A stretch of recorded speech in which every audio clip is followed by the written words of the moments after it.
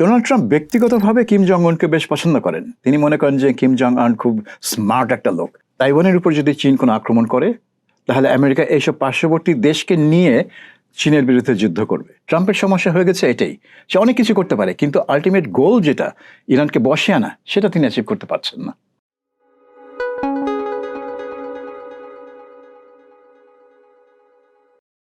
চর্চার সংলাপে আজ আমরা কথা বলবো বিশ্ব চলমান রাজনীতি, পুতিনের চীন সফর, ইরান যুক্তরাষ্ট্র যুদ্ধ পরিস্থিতি নিয়ে।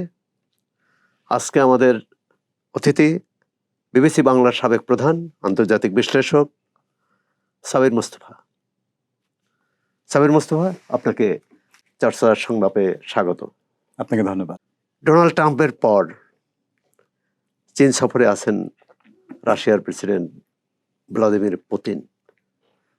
এই সফরের তাৎপর্য একটা হচ্ছে যে এই সফরটা হচ্ছে ডোনাল্ড ট্রাম্পের সফরের কয়েকদিন পরই, এবং এটা থেকে চীন একটা বার্তা দিচ্ছে পশ্চিমা বিশ্বকে, বিশেষ করে আমেরিকাকে, যে রাশিয়ার সাথে আমার যে ঘনিষ্ঠ সম্পর্ক, যে সহযোগিতা, এটা তারা কোনোভাবেই ক্ষুণ্ণ হতে দেবে না।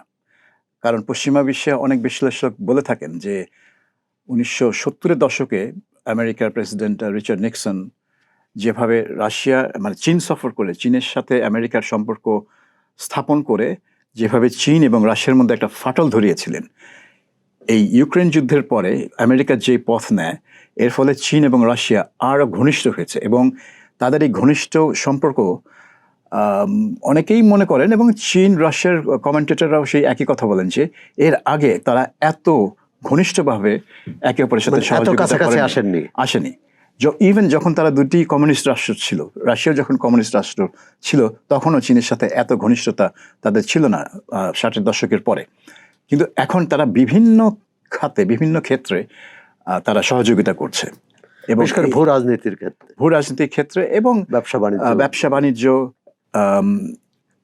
এসব দিকে। কাজেই এই বার্তাটা আবার দিল শি জিনপিং, যে রাশিয়ার সাথে আমাদের সম্পর্ক একেবারে মানে কি বলবো, রাশিয়ানরা এটাকে বলছে যে অভূতপূর্ব ঘনিষ্ঠতা।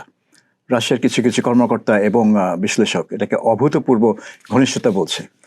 আর একই সাথে কিন্তু শি জিনপিং, আমি যতদূর জানি, উত্তর কোরিয়ায় যাচ্ছেন কিম জং উনের সাথে দেখা করার জন্য। তো সেটা আরেকটা বার্তা, কারণ কিম জং উন হচ্ছে কি বলবো, আমেরিকার একটা মানে ঘোরতর মানে প্রতিপক্ষ, এবং আমেরিকাকে তারা একদম চরম শত্রু মনে করে। যদিও ডোনাল্ড ট্রাম্প আগের প্রথমবার তাদের সাথে উত্তর কোরিয়ার প্রেসিডেন্টের সাথে দেখা করেছিলেন। ডোনাল্ড ট্রাম্প ব্যক্তিগতভাবে কিম জং উনকে বেশ পছন্দ করেন। তিনি মনে করেন যে কিম জং উন খুব স্মার্ট একটা লোক, কারণ এত অল্প বয়সে এরকম একটা রাষ্ট্রের ক্ষমতা তিনি শুধু উত্তরাধিকার সূত্রে তিনি ক্ষমতা পেয়েছেন, শুধু তাই না, তিনি নিজে ক্ষমতা পাকাপোক্ত করতে পেরেছেন এই জটিল একটা রাজনৈতিক পরিবেশে। তো সেটা দেখে ডোনাল্ড ট্রাম্প সবসময় খুব ইমপ্রেসড হয়। তার নিজের চরিত্রের ছায়া পাচ্ছেন কিনা সেটা অনেকে মনে করেন যে তিনি এই ধরনের শক্তিশালী একনায়ক পছন্দ করেন, কারণ তিনি সেরকম হতে চান। কিন্তু আমেরিকান রাজনৈতিক যে সিস্টেম, সেখানে সেটা হওয়া খুব কঠিন। কিন্তু অন্য দেশে যখন দেখেন শি জিনপিং, ভ্লাদিমির পুতিন বা কিম জং উন, সে খুব অনেকে বলে তিনি জেলাস হয়ে যান, যে তারা এত ক্ষমতাশালী, আমি কেন এত ক্ষমতাশালী না, আমার কেন এই আদালত, সেই কংগ্রেস, সেই সিভিল সোসাইটির চাপে পড়তে হয়। তো যাই হোক, সেটা একটা গল্প। তো এই সফরের মাধ্যমে মানে চীন এবং রাশিয়া দুজনেই তাদের সম্পর্কটা বলতে পারেন যে আরো গভীর, আরো সিমেন্ট করলো। এবং এখন কথাবার্তা কি হলো, শি জিনপিং কি মানে ট্রাম্পের কোনো বার্তা পৌঁছে দিলেন ভ্লাদিমির পুতিনকে, বা ভ্লাদিমির পুতিন কি তার কাছে কোনো বার্তা মানে কিছু জানতে চাইলেন ট্রাম্প সম্পর্কে, সেটা আমরা জানবো না, কারণ সেটা তো বিহাইন্ড দ্য ডোরস হবে এবং এটা প্রকাশ করা হবে না। তবে এটা নিয়ে কোনো সন্দেহ নেই যে একটা তথ্যের আদান প্রদান হবে। আলোচনা যেটা হলো চীন এবং আমেরিকার মধ্যে, সেটা শি জিনপিং ভ্লাদিমির পুতিনের সাথেও আলোচনা করবেন, এটা নিয়ে কোনো সন্দেহ নেই। ইরানের সঙ্গে যুদ্ধের প্রেক্ষাপটে ডোনাল্ড ট্রাম্প চীন গেলেন, আবার ইউক্রেনের সাথে যুদ্ধের প্রেক্ষাপটে পুতিন চীন গেলেন। এই দুই সফরের তো তারাই এক ধরনের চীনের কাছে সহায়তা চাইলেন বা চীনকে পাশে রাখতে চাইলেন। এখন এটা কি বলা যায়? ভ্লাদিমির পুতিন কিন্তু ইউক্রেন যুদ্ধের শুরুর মানে আগে একবার বেইজিং ভিজিট করেছিলেন এবং যুদ্ধের মাঝখানে কিন্তু আবার বেইজিং ভিজিট করেছেন। তো চীনের সাথে কিন্তু তার ভিজিট চলমান। আর ডোনাল্ড ট্রাম্পের বেইজিংয়ের ভিজিটটা যুদ্ধের আগেই ঠিক করা ছিল, কিন্তু তিনি হুট করে যুদ্ধটা শুরু করে পরে মানে ভিজিটের যে অরিজিনাল তারিখ সেটাকে বদলেছেন।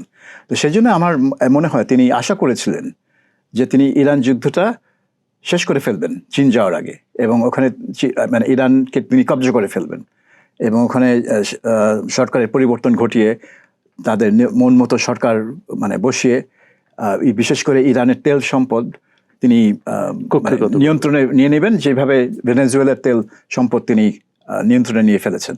সেটা করে তিনি তার হাত শক্তিশালী করে তিনি যাবেন চীনে, কিন্তু সেটা হয়নি।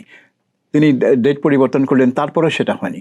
তো তিনি যেতে বাধ্য হলেন এবং আমরা দেখলাম যে তার হাতটা অত শক্তিশালী ছিল না এবং সেখানে শি জিনপিংই একটা অ্যাডভান্টেজ পেয়েছেন। কাজেই ডোনাল্ড ট্রাম্পের পরিকল্পনা যদি কিছু থেকে থাকতো ওইভাবে, সেটা মানে সফল হয়নি, ভেস্তে গেছে। এখন তাকে দেখতে হবে যে এই ড্যামেজটা তিনি কিভাবে কন্ট্রোল করতে পারেন, এই ড্যামেজটার কিভাবে তিনি নিয়ন্ত্রণ করতে পারেন বা কমিয়ে আনতে পারেন। যদি বলি বিশ্বের 3 প্রধান শক্তি, পরাশক্তি বলি বা তার কাছাকাছি, তার দুটোই যুদ্ধে লিপ্ত, একটি ইরানের সাথে আর একটি ইউক্রেনের সাথে। চীনই হচ্ছে সরাসরি যুদ্ধে লিপ্ত নয়। তো সেক্ষেত্রে ভূ রাজনীতিতে তার অবস্থান কি আরো সংহত হলো না, আরো শক্তিশালী হলো? হ্যাঁ, কারণ বিশ্ববাসী চীনকে দেখছে একটা স্থিতিশীল, ঠান্ডা মাথার, নির্ভরযোগ্য নেতৃত্ব হিসেবে। কারণ তারা কোনো হঠকারী সিদ্ধান্ত নেন না, হুট করে কারো দেশে গিয়ে বোমা ফেলেন না, কাউকে আক্রমণের হুমকি দেন না, কোনো নেতার বিরুদ্ধে বিষোদ্গার করেন না।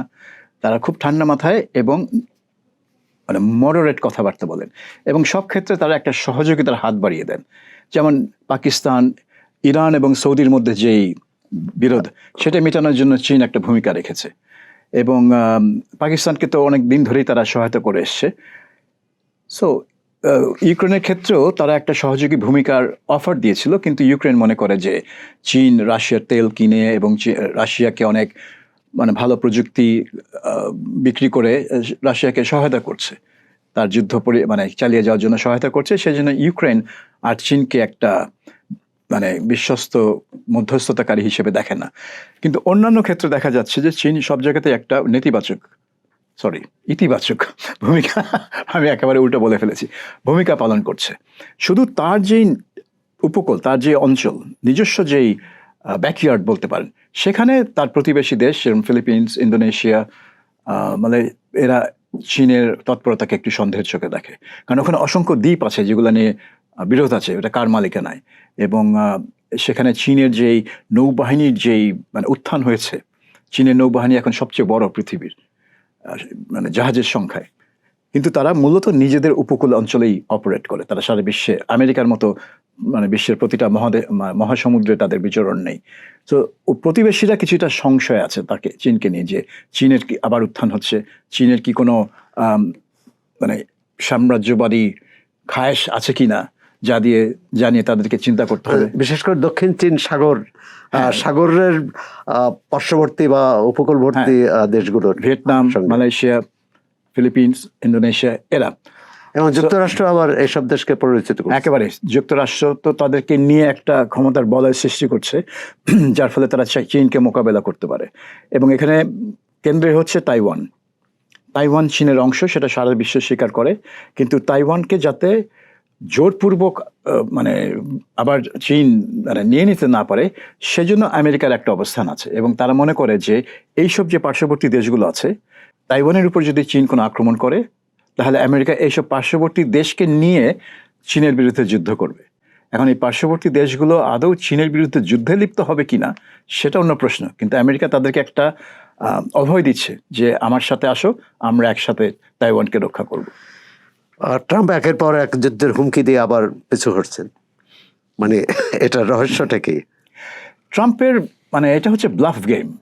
আমার মনে হয় যে ব্যবসার ক্ষেত্রে ট্রাম্প তো একজন ব্যবসায়ী, ব্যবসার ক্ষেত্রে হয়তো একটা কাজ করে যে আলোচনায় সে ব্লাফ দেয় যে তুমি যদি আমার অফার অ্যাগ্রি না করো আমি হাঁটা মারলাম, আমি আলোচনা আর করবো না।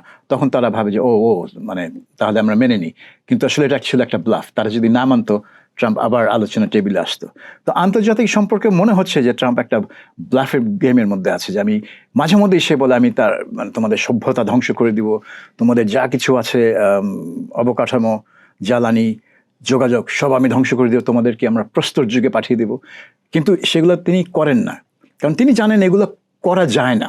একটা দেশকে এইভাবে ধ্বংস করা মানে হচ্ছে এটা একটা মানে এটা একটা জেনোসাইডে পরিণত হবে, এবং জেনোসাইড কেউ করতে চায় না বর্তমান দুনিয়ায়। কাজেই কিন্তু তিনি মনে করেন যে এরকম হুমকি দিলে হয়তো তারা ভয় পেয়ে আলোচনার টেবিলে নমনীয় হবে।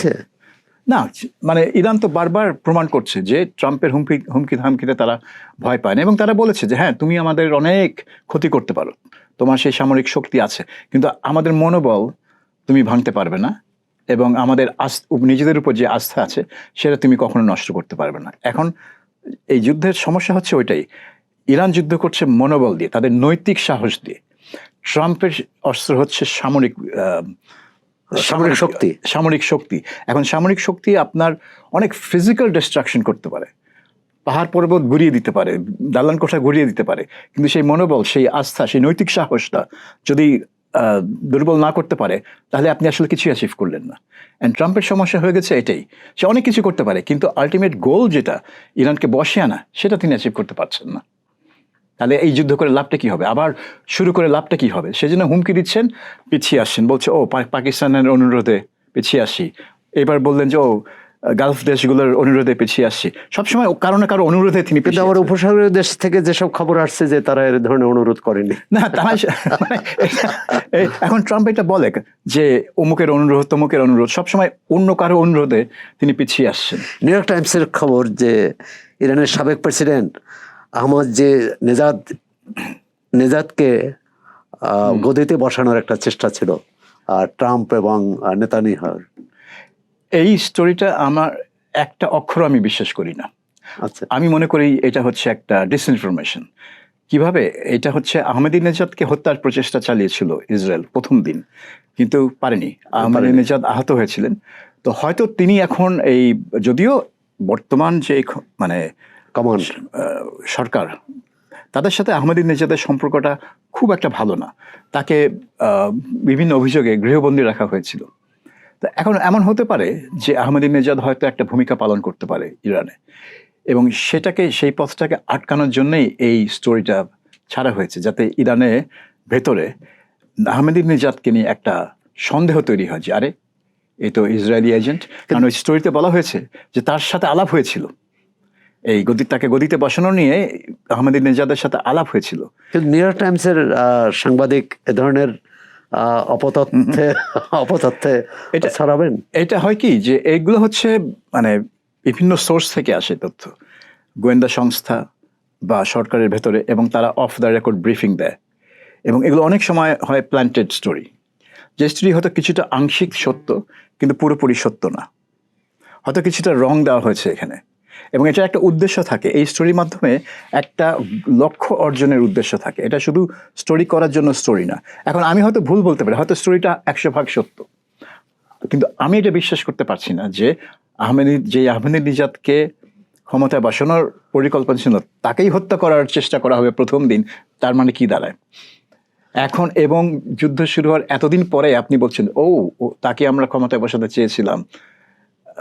আমার কাছে পুরো জিনিসটা অবিশ্বাস্য মনে হয়, এবং অবিশ্বাস্য যদি এটা ভুল হয় তাহলে এই ভুল তথ্য নিউ ইয়র্ক টাইমসকে দেওয়া হয়েছিল এই উদ্দেশ্যে, ইরানের ক্ষমতার যারা আছে তাদের মধ্যে একে অপরের প্রতি সন্দেহ এবং অনৈক্য সৃষ্টি করার জন্য। কারণ তাদের, যেটা আগে বললাম, তাদের তো একটা শক্তি হচ্ছে নৈতিক সাহস।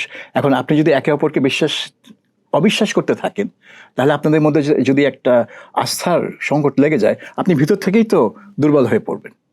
এটাই তো সাইকোলজিক্যাল ওয়ারফেয়ারের একটা মানে মোক্ষম হাতিয়ার। ভ্লাদিমির পুতিনের চীন সফরে আরেকটি লক্ষ্য ছিল, এবং সে আলোচনা হয়েছে, চীন রাজি হয়েছে যে সড়ক পথে রাশিয়া থেকে জ্বালানি চীনে নিয়ে যাওয়ার, চীনের সরবরাহের। কারণ হরমুজ প্রণালীর অচলাবস্থা কতদিন থাকে, এর অর্থ কি এই যুদ্ধ দীর্ঘস্থায়ী হবে? মানে এটা তারা ওইভাবে চিন্তা করছে যে এখানে একটা অনিশ্চয়তা আছে, তো এই অনিশ্চয়তার মধ্যে সড়ক পথে যদি জ্বালানি নিয়ে যায় তাহলে এই কাজটা দ্রুত করতে পারবে, কারণ সড়ক পথ তো আছে এবং জ্বালানি আপনার যেই ট্যাঙ্কারগুলা সেই ট্যাঙ্কারগুলো আছে সেটা নিয়ে চলে যাবে। সো এটা একটা সাময়িক স্বল্পমেয়াদী সলিউশন হতে পারে এই বর্তমান সংকটের, কিন্তু দীর্ঘমেয়াদে কিন্তু চীন এবং রাশিয়ার মধ্যে নতুন একটা পাইপলাইন বসানো হচ্ছে, গ্যাস এবং তেল দুটারই পাইপলাইন বসানো হচ্ছে, যেটা মানে কয়েক বছর লাগবে তৈরি করতে, কিন্তু সে পর্যন্ত তো আর অপেক্ষা করতে পারবে না। এখনই সংকট, এখনই একটা সমাধান দরকার। সো এই সড়ক পথে নেওয়ার সিদ্ধান্তটা হচ্ছে আমার মনে হয় ইমিডিয়েট সলিউশন, কিন্তু এটা স্বল্পমেয়াদী, এটা দীর্ঘমেয়াদী হয়তো হবে না, কারণ সড়ক পথে জ্বালানি বিশেষ করে মানে ক্রুড অয়েল নিয়ে যাওয়া বোধহয় একটু ঝুঁকিপূর্ণ। সবাই চাই, কারণ এখানে আপনার মিলিয়ন মানে লাখ লাখ ব্যারেল নিতে হবে। সো ওগুলো যদি সড়ক পথে নিতে হয়, যে কত মানে পরিবহনের জন্য একটা পরিবহন পরিবেশ এক ধরনের ঝুঁকিতে ফেলবে। আমরাও আশা করি যে এই ইরান ও যুক্তরাষ্ট্রের মধ্যে যুদ্ধ অবস্থার অবসান হবে দ্রুত, কারণ মানুষ শান্তি চায়, একই সঙ্গে স্বাভাবিক জীবনযাপন, নিরাপত্তা সবার প্রত্যাশিত। যুক্তরাষ্ট্র এই যুদ্ধ ইরানের উপর চাপিয়ে দিয়েছে এবং যার ধাক্কা এই আমদানি নির্ভর, জ্বালানি আমদানি নির্ভর বাংলাদেশকেও পোহাতে হচ্ছে। তা আমরা আশা করি যে এই পরিস্থিতি শীঘ্রই অবসান হবে। সাবির মুস্তফা, আপনাকে ধন্যবাদ চর্চাকে সময় দেওয়ার জন্য। আপনাকে ধন্যবাদ।